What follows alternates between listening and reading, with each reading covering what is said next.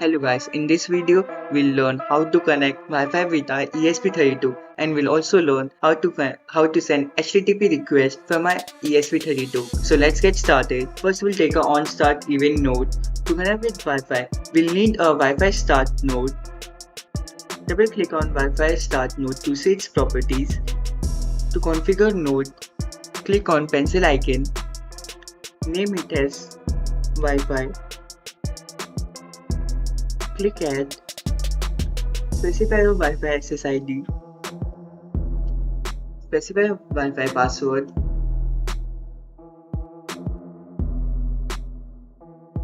In the output, we'll get a Wi-Fi connection success code, which will be stored in the success code variable. We can also rename this variable.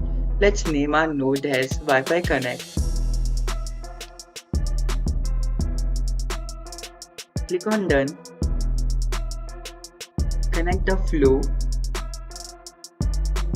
To print the success code in the display serial, you need a display num node.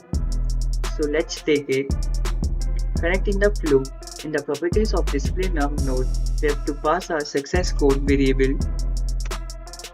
In the label, we'll label it as success code. Click on Done. So we have created the flow to connect Wi-Fi. To send HTTP request, we'll need a HTTP request node.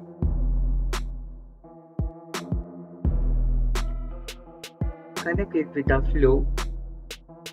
Specify the method of request. We have two methods, so get and post. We'll send get request. Specify the URL. In the outputs, we'll get two parameters, request response and request status code. To print the request response, we'll need a display node. Connect it in a flow. Pass a response variable. And we have made a flow. Let's save our flow. Verify the flow. And we are good to upload. Wait for a minute. Go to serial display. Select code. Clear output. We got success code 0, which means our Wi-Fi got successfully connected. And we also got the request of or response of our request.